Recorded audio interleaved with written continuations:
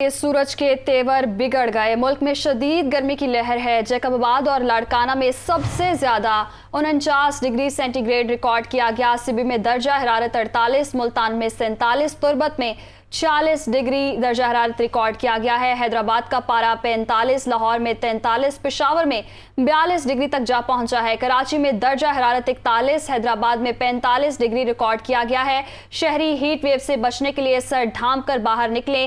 तिब्बी माहिरीन की जानिब से ये कहा गया है। शहरी ठंडे मशरूबात का इस्तेमाल करें, ये भी हिदायत की गई है तिब्बी माहिरीन की जानिब से। तो जैकबाबाद और लाड़काना में सबसे ज्यादा 49 डिग्री सेंटीग्रेड रिकॉर्ड किया गया है दर्जा हरारत, जबकि सिब्बी में 48, मुल्तान में 47, तुर्बत में 46 रिकॉर्ड किया गया है।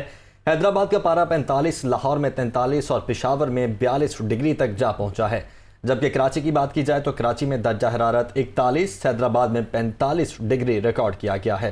तिब्बी माहिरीन कहते हैं कि शहरी हीट वेव से बचने के लिए सर ढांप कर बाहर निकलें और ठंडे मशरूबात का इस्तेमाल ज़्यादा से ज़्यादा करें। तो मुल्क में इस वक्त शदीद गर्मी की लहर है। जैकबाबाद और लाड़काना में सबसे ज़्यादा 49 डिग्री सेंटीग्रेड दर्जा हरारत रिकॉर्ड किया गया है। रुक करते हैं फैसलाबाद का, जहां पर गवर्नमेंट गर्ल्स हाई स्कूल में तालिबा की तबीयत बिगड़ गई। डॉक्टर तिब्बी इमदाद के लिए स्कूल पहुंचा मगर तालिबा जहां पर ना हो सकी। फैसलाबाद में ये वाक़या पेश आया। अफसोसनाक खाली पेट और गर्मी की शिद्दत से तालिबा का ब्लड प्रेशर कम हो गया था। बच्ची नाश्ता किए बगैर स्कूल आई थी। वालिदैन की जानिब से यह मौक़िफ़ अपनाया गया। इसी हवाले से तफसीलात जानेंगे अब्दुल बासित से। जी अब्दुल बासित, बताएगा स्कूल इंतजामिया का क्या बताना है इस हवाले से? जी बिल्कुल हम ये फैसलाबाद में ये कंजवानी का इलाका है जहां पर गवर्नमेंट हाई सेकेंडरी स्कूल में की तालिबा, जो 7वीं क्लास की तालिबा जिसका नाम सना बताया जा रहा है, वो पेपर से फारिग होकर जूं ही क्लास से बाहर निकली तो बेहोश हो गई। उसे उठाकर फौरी तौर पर स्कूल इंतजामिया और रेस्क्यू की जानिब से करीबी अस्पताल मुंतकिल किया गया, लेकिन तालिबा जो है वो जहां पर ना हो सकी और रास्ते में ही दम तोड़ गई। स्कूल इंतजामिया का ये कहना है कि गर्मी की शिद्दत बढ़ने की वजह से तालिबा जो है वो दौराने पेपर के दौरान ही जो है उसकी हालत बिगड़ना शुरू हो गई थी, जिसे अस्पताल ले जाने की कोशिश तो की गई लेकिन वो जहां पर ना हो सकी। ताहम अगर फैसलाबाद में गर्मी की सूरत हाल देखी जाए तो अभी भी जो फैसलाबाद में दर्जा रिकॉर्ड किया गया है वो 44 डिग्री सेंटीग्रेड है, जबकि ज्यादा से ज्यादा दर्जा जो है वो 40 डिग्री सेंटीग्रेड रहने का इम्कान जाहिर किया जा रहा है। और साथ में महकमा जो मौसमियात की जानिब से ये कहा जा रहा है कि आइंदा अभी तकरीबन 8 से 10 रोज इसी तरह से जो है मौसम खुश्क और गर्म रहेगा। गर्मी की शिद्दत में जो है वो मजीद इजाफा रिकॉर्ड किया जाएगा। और माहिरीन सेहत की जानिब से ये शहरियों को तंबीह की जा रही है कि मौसम के जो मुज़र सेहत असरात से बचने के लिए शहरी जो है वो एहतियाती तदाबीर का इस्तेमाल करें। अपने सर को जो है वो मुकम्मल तौर पर ढांप कर बाहर निकला जाए, पानी का ज्यादा से ज्यादा इस्तेमाल किया जाए, लिक्विड अशिया का इस्तेमाल किया जाए ताकि जो गर्मी के जो मुज़र सेहत असरात है उनसे बचा जा सके और गर्मी को जो है वो मात दी जा सके। जी सही, तो गर्मी से बचने के लिए शहरियों को चाहिए कि एहतियात करें। बहुत शुक्रिया अब्दुल बासित, आप हमें अपडेट कर रहे थे। एमकेएम राब्ता कमेटी का कराची में बिजली की बढ़ती लोड शेडिंग पर इजहार तशवीश के इलेक्ट्रिक ने शदीद गर्मी में शहरियों की जिंदगी अजीरन कर दी। राब्ता कमेटी की जानिब से कहा गया, गर्मी की शिद्दत में इजाफा होते ही कराची से बिजली गायब कर दी गई। ऐसा लगता है सोची समझी साजिश के तहत शहरियों को अजाब में मुब्तला किया गया है। तो एमक्यूएम राब्ता कमेटी का कराची में बिजली की बढ़ती लोड शेडिंग पर इजहार तशवीश के इलेक्ट्रिक ने शदीद गर्मी में शहरियों की जिंदगी जीरन कर दी है। ये कहना है राब्ता कमेटी का। मजीद कहा कि गर्मी की शिद्दत में इजाफा होते ही कराची से बिजली गायब कर दी गई। ऐसा लगता है कि सोची समझी साजिश के तहत शहरियों को अजाब में मुब्तला किया गया।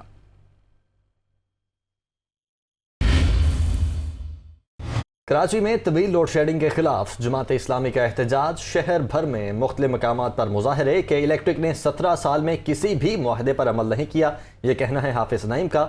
हुक्मरान सासी मराद के इलेक्ट्रिक को फ्राहम कर रहे हैं। हाफिज नईम की जानिब से यह भी कहा गया। कराची में तवील लोड शेडिंग के खिलाफ जमात इस्लामी का एहतजाज। इसी हवाले से तफसीलात जानेंगे मुनिस अहमद से। जी मुनिस, बताइएगा क्या कह रहे हैं मुजाहिरीन?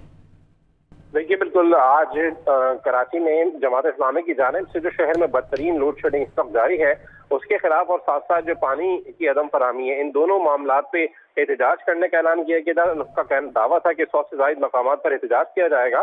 और तो इसके बाद हम देखना है कि नमाज जुमा के बाद मुख्तलिफ मकामात है जहाँ पे एहतजाज शुरू कर दिए गए हैं। मरकजी जो एहतजाज है लसबेला पे जामा मस्जिद नुमान के आगे किया गया है, जिसमें हाफिज नईमुर रहमान अमीर जमात इस्लामी कराची भी शरीक थे। उनका ये कहना था कि इस वक्त कराची के शहरी रातें जाकर गुजारने पर मजबूर है, जबकि 17 साल हो चुके हैं लेकिन किसी भी मुआहदे पर के इलेक्ट्रिक की जानिब से अमल दरामद नहीं किया गया है। यही भी उनका कहना था कि हमेशा प्लान का ऐलान किया है लेकिन नए प्लान कब लगेंगे और कब ऑपरेशनल होंगे ये वो बताने से कासिर है। और इसी चक्कर में जो लोग हैं शहरी कराची के वो गर्मी से बिलबलाते रहे हैं। बहुत सारे मुजाहिरीन यहाँ पर हैं जिन्होंने के इलेक्ट्रिक के खिलाफ शदीद नारेबाजी भी की है और इसके साथ साथ बहुत सारी मसाजिद ऐसी हैं जहाँ पे ताखीर से नमाज जुम्मा के इज्तिमात होते हैं, तो वहाँ पे भी अब जो एहतजाजी मुजाहरे हैं वो किए जा रहे हैं।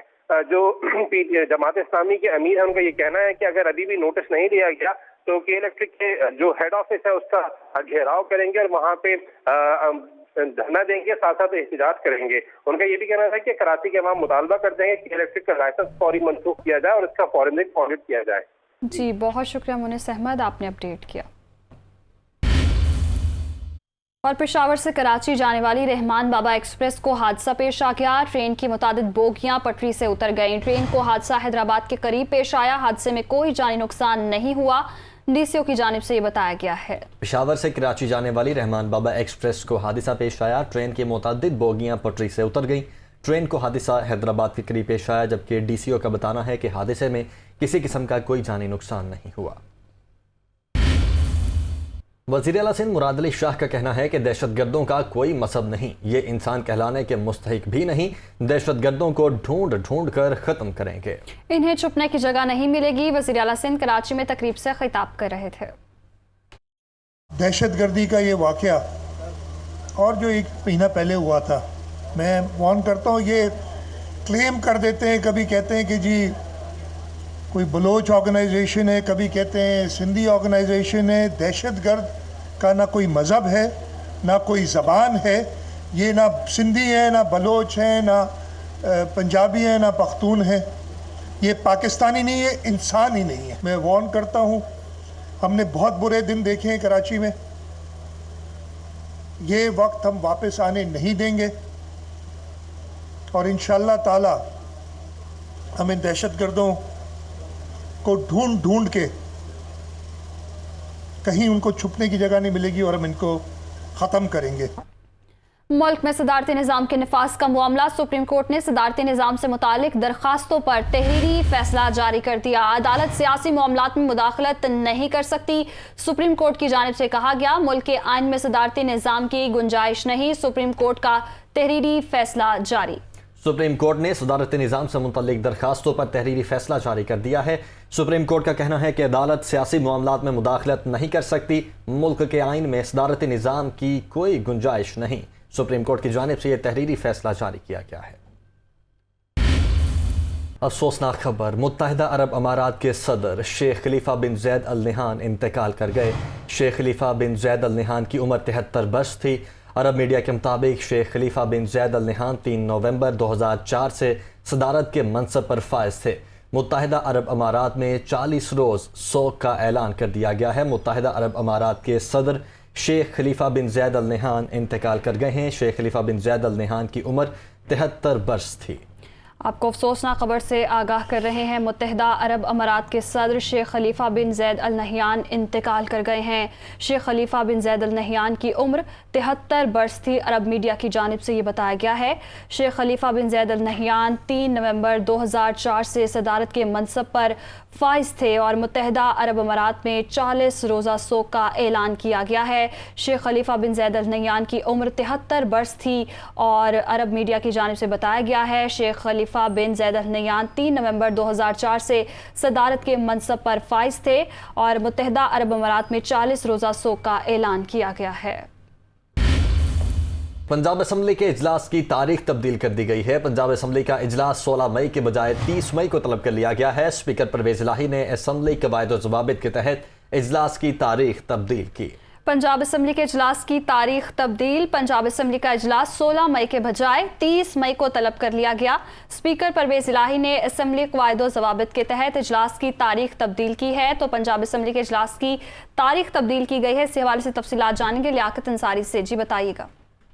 बिल्कुल पंजाब में जारी सियासी और आईनी बहरान में ये एक और अहम डेवलपमेंट सामने आई है कि पंजाब असेंबली का इजलास जो 16 मई को सुबह 11:30 बजे मुनक्कद होना था और उसमें डेप्टी स्पीकर सरदार दोस्त मजारी के खिलाफ अदम एतमाद की तहरीक ज़ेर बहस आनी थी।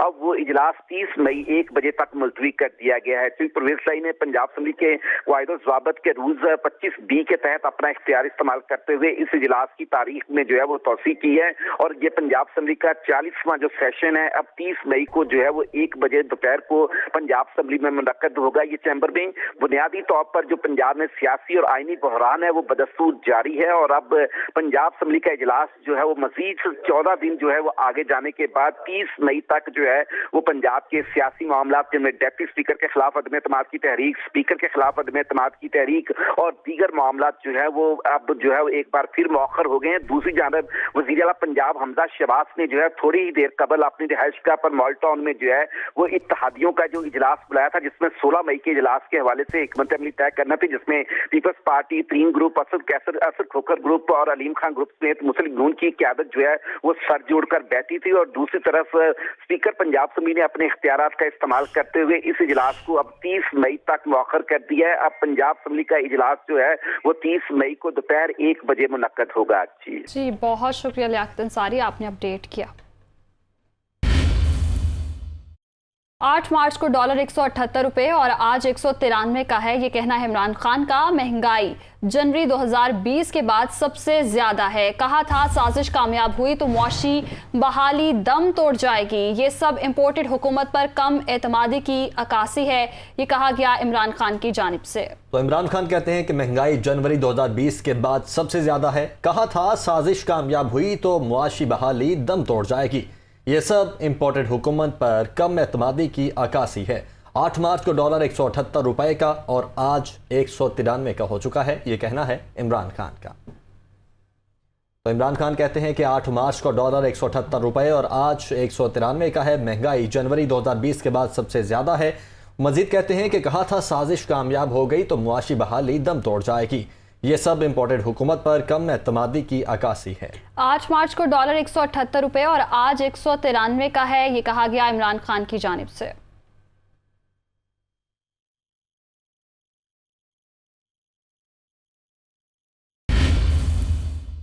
तहरीक इंसाफ ने मर्दान में मैदान लगा लिया। जलसे की तैयारियां मुकम्मल कर ली गई हैं। पीटीआई चेयरमैन इमरान खान और दीगर रहनुमा कारकुनों से खिताब करेंगे। जाकिरुल्लाह हमारे रिपोर्टर हमारे साथ मौजूद हैं, उनसे मजीद बात करेंगे। तहरीक इंसाफ ने मर्दान में मैदान लगा लिया है। जलसे की तैयारियां भी मुकम्मल कर ली गई हैं। पीटीआई चेयरमैन इमरान खान और दीगर रहनुमा कारकुनों से खिताब करेंगे। कल अटक में मैदान लगाया गया, वहाँ पर जलसे से खिताब किया इमरान खान ने और हुकूमत को शदीद तनकीद का निशाना बनाया। आज मर्दान में मैदान लगाया हुआ है तहरीक इंसाफ ने और जलसे की तैयारियां मुकम्मल कर ली गई हैं और साथ ही साथ पीटीआई चेयरमैन इमरान खान और दीगर रहनुमा खिताब करेंगे कारकुनान से। इस वक्त लोगों की आमद का सिलसिला भी जारी है।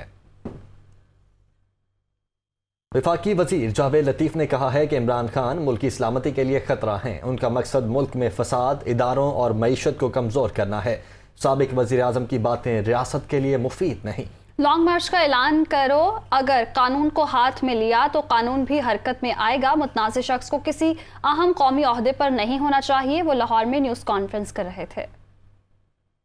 आज अमलन पाकिस्तान के अंदर ये खाना जंगी करवाने की कोशिश कर रहा है। ये शख्स कौमी सलामती के लिए एक बड़ा ख़तरा है। पाकिस्तान के अंदर पाकिस्तान की मईशत को, पाकिस्तान के अदारों को इस कदर कमज़ोर कर दिया जाए कि उनको ब्लैकमेल करके इसकी ख्वाहिश है कि वो अदारे इसको दोबारा से इक़्तिदार में लेकर आएँ। लॉन्ग मार्च का ऐलान करो, अगर कानून हाथ में लोगे तो कानून आपका इस्तकबाल करने के लिए खड़ा होगा। ये हमारी ख्वाहिश है और कौमी ज़रूरत भी है कि किसी मुतनाज़ा शख्स को किसी मेजर ओहदे पे नहीं आना चाहिए। मैं बिल्कुल ये सियासी वर्कर के तौर पर तस्लीम करता हूँ कि गैर मकबूल फ़ैसला अदम एतमाद का हमने किया,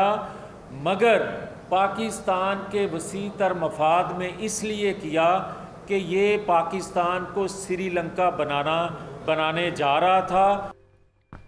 पीपल्स पार्टी की मरकजी नायब सदर सेनेटर शरी रहमान ने कहा है कि अपनी सियासत को जिंदा रखने के लिए इमरान खान एहतजाज को जिहाद करार दे रहे हैं। शरी रहमान का मजीद कहना है कि इमरान खान सिर्फ इंतशार फैलाने और तकसीम की सियासत में अपना सारा वक्त गुजारते हैं।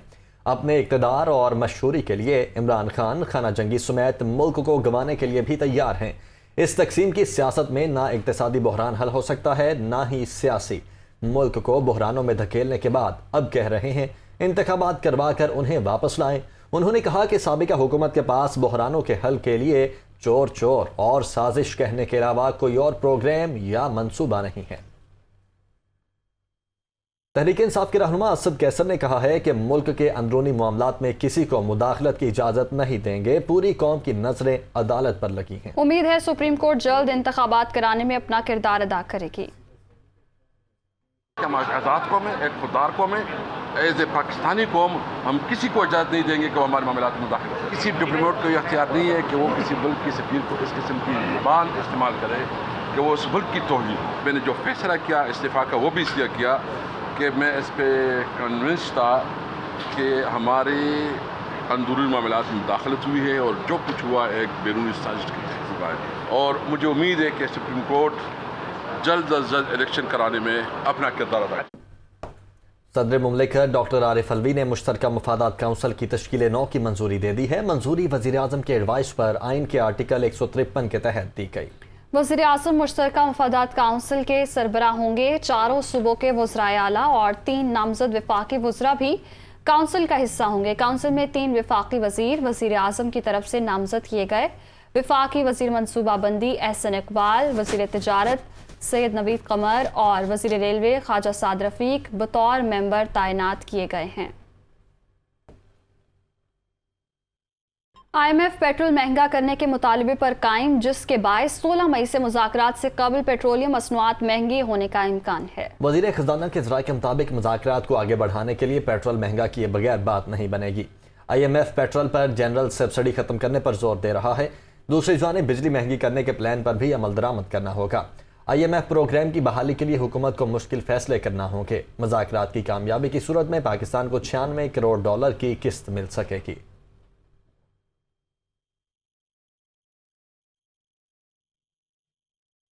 कुछ डॉलर की बात करें तो इंटरबैंक में डॉलर 76 पैसे महंगा हुआ है। 192 रुपए 53 पैसे पर बंद हुआ। ओपन मार्केट में डॉलर 1 रुपया 50 पैसे महंगा। ओपन मार्केट में डॉलर 194 रुपए पर फरोख्त। मौजूदा हुकूमत में डॉलर की कीमत में 9 रुपए 60 पैसे तक इजाफा हो चुका है। आपको बताते चलें कि इंटरबैंक में डॉलर 76 पैसे महंगा हो गया है। 192 रुपए 53 पैसे पर बंद। ओपन मार्केट में डॉलर 1 रुपया 50 पैसे महंगा हो गया है। ओपन मार्केट में डॉलर 194 रुपए पर फरोख्त हो रहा है। मौजूदा हुकूमत में डॉलर की कीमत में 9 रुपए 60 पैसे इजाफा हुआ है। तो डॉलर की एक बार फिर से ऊंची उड़ान, डॉलर महंगा हो रहा है। 192 रुपए 53 पैसे पर बंद हो गया। ओपन मार्केट में डॉलर 1 रुपया 50 पैसे महंगा हो गया है। ओपन मार्केट में डॉलर 194 रुपए पर फरोख्त हो रहा है। मौजूदा हुकूमत में डॉलर की कीमत में 9 रुपए 60 पैसे इजाफा हुआ है। रुपए की कदर में कमी आती जा रही है और डॉलर तगड़ा होता जा रहा है। इंटरबैंक में डॉलर 76 पैसे महंगा और 192 रुपए 53 पैसे पर बंद। ओपन मार्केट में डॉलर 1 रुपया 50 पैसे महंगा हो गया है। तो डॉलर की कीमत बढ़ती जा रही है। इसी पर बात करने के लिए हमारे साथ मौजूद हैं हारिस समीर। हारिस, बताइएगा क्या वजह है कि डॉलर मजीद बढ़ता जा रहा है?